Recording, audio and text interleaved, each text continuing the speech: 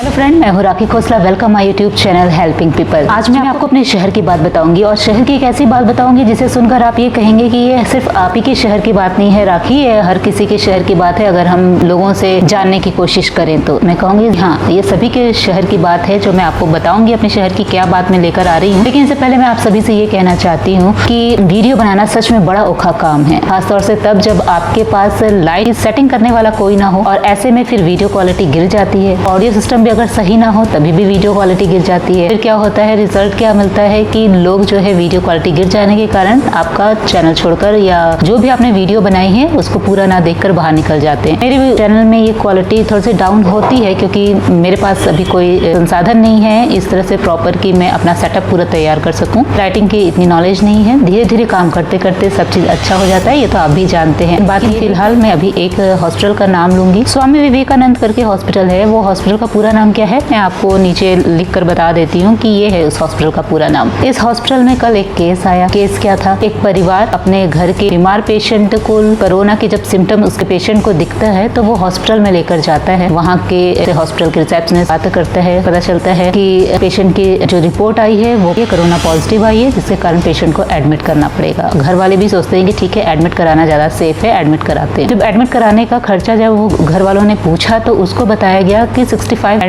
Per day के हिसाब से लिया जाएगा। ठीक है, 6500 देने को वो तैयार थे। हॉस्पिटल की तरफ से ये बोला गया कि पर डे के हिसाब से हर घंटे 100 रुपए में पेशेंट को ऑक्सीजन दी जाएगी। घर वाले कहते हैं ठीक है जी, कोई दिक्कत नहीं है, हमें तो पेशेंट सही सलामत चाहिए, जल्दी से हम तो यही चाहते हैं कि कोरोना निगेटिव आए वो और हमारे साथ वो घर जाए। पेशेंट एडमिट कर देते हैं। कुछ दिनों बाद जब उसकी रिपोर्ट फिर से जांची जाती है और उस रिपोर्ट में आ जाता है कि वो कोरोना निगेटिव आ चुका है तो घर वाले उसको डिस्चार्ज के लिए हॉस्पिटल पहुंचते हैं। और जब वो पूछते हैं कि हमारा कितना खर्चा आया तो उन्होंने 6500 के नाम पर जो है 18,000 रुपए की बिलिंग आती है। कहाँ 6500, कहाँ 18,000। ये सुनकर और वाले सारे परेशान हो जाते हैं कि 18,000 का बिल किस बात की, जब हमने पूरा डिटेल जानकारी आपसे लेकर अपने पेशेंट को इस हॉस्पिटल में एडमिट कराया। अगर हमारे पास इतना पैसे होते हम में भी हो सकता था और भी अच्छे हॉस्पिटल में जा सकते थे, लेकिन जो है कि हमने इस हॉस्पिटल में कराया क्योंकि इस हॉस्पिटल में जो है खर्चा जो है हमें इतना बताया गया था, 6500 रुपए के करीब बताया गया था। लेकिन अब जो है 18,000 रुपए के हिसाब से आप हमसे मांग रहे, किस हिसाब से मांग रहे। जब वहाँ पर परिवार वालों ने बिलिंग काउंटर पे ऑब्जेक्शन क्रिएट किया तो बिलिंग काउंटर की तरफ से या हॉस्पिटल की तरफ से ये जवाब आता है जी, जो शहर के सीएमओ की तरफ से ये अथॉरिटी हमें मिली है कि आप 18,000 रुपए ले सकते हैं पेशेंट से। किस बात का 18,000 ले सकते हैं? क्या यहाँ मनमानी चल रही है कि 18,000 ले सकते हैं? जायज पैसा लेना है तो लो, लेकिन 18,000 ले सकते हैं इसलिए आपने बिल बनाकर दे दिया।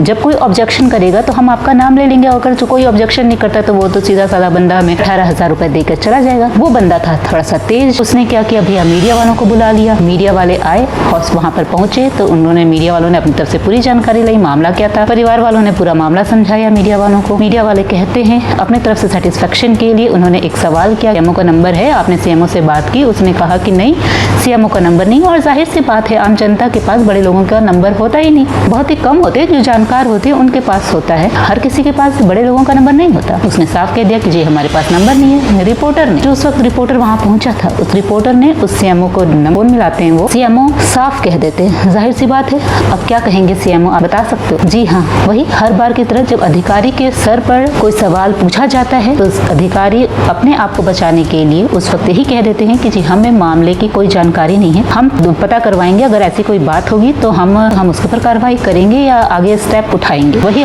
सीएमओ का भी था। शहर के सीएमओ ने साफ कह दिया कि हमें इस तरह की कोई जानकारी नहीं है, अगर ऑर्डर आया है तो हम देखेंगे, बात पता करेंगे। ये कहकर सीएमओ जी फोन काट देते हैं। फिर क्या था, मामला यहीं पर खत्म हो जाता है। लेकिन बात यहीं पर खत्म नहीं होती। यही डॉक्टर जिन्हें हम कोरोना योद्धा के नाम से कहते हुए गर्व महसूस कर रहे थे, हमें दिल से लग रहा था कि ये सच में हमारे लिए कोरोना योद्धा हैं।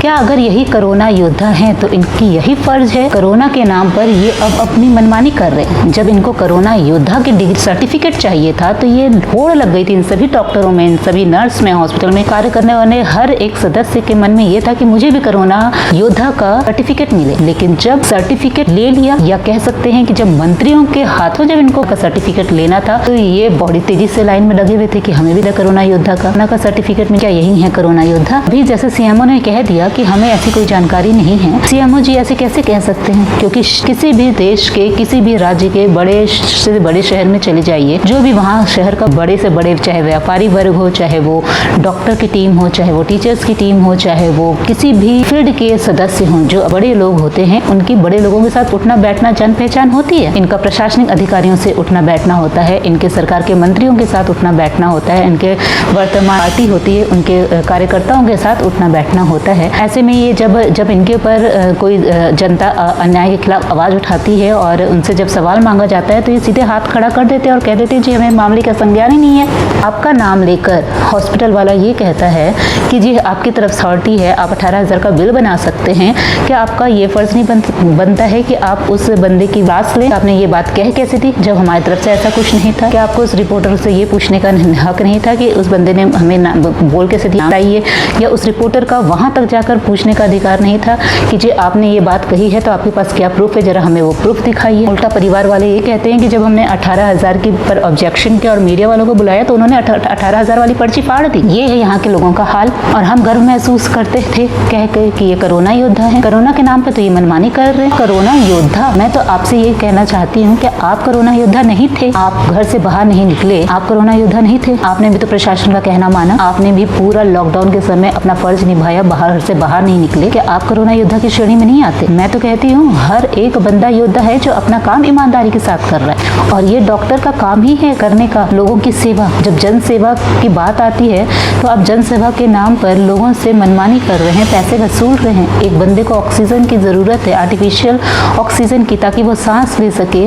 उस सांस के नाम पर आप लोगों से इतनी मनमानियां कर रहे हो और फिर आप चाहते हो, आप लोगों से ये कहते हो कि जी हम तो जन सेवा का काम करते। आप टीवी रेडियो न्यूज़पेपर में ऐड देकर अपने हॉस्पिटल्स की फैसिलिटी गिनवाते हो कि हमारे हॉस्पिटल में ये फैसिलिटी है, बिना दर्द के आपके इलाज हो जाएगा, बिना दर्द के आपके ऑपरेशन हो जाएगा। आप उस वक्त इतना दयालु बन जाते हैं और जब पेशेंट आपके हॉस्पिटल में पूरी उम्मीद के साथ आता है तो आप उसको बिलिंग काउंटर पे ऐसे लाचार बना देते हैं। ये है हमारे देश का सिस्टम और शायद ये बड़े लोग जो आज बड़े लोगों के साथ बैठकर उठते बैठते हैं, उनकी बातों पे हाँ उनकी बातों पर ना करते हैं, ये शायद अभी अपनी पावर दिखा रहे हैं, लेकिन ये भूल जाते हैं कि जिस दिन जनता एकजुट हो गई तो यही बड़े अधिकारी जो आज कुर्सी पर बैठ के अपनी मनमानियां कर रहे हैं, अपनी कुर्सी पर बैठने से भी डरेंगे। इसीलिए कमेंट बॉक्स में गालियां देकर या कमेंट देकर कि हाँ ये हॉस्पिटल ऐसा ही है, मनमानी करता है, कमेंट करने से कुछ नहीं होगा। अगर आप कुछ करना चाहते हैं तो ऐसा रास्ता निकालिए जिससे हमारे देश की हालत सुधर सके, हमारे देश का हर एक बंदा सुरक्षित रह सके। क्योंकि अपने इंडिया में सबसे बड़ी चीज की कमी यही है कि हमारे देश के नागरिकों की जीवन की कोई वैल्यू ही नहीं है। अगर हमारे देश में किसी चीज की वैल्यू है तो वो है ज्यादातर पैसा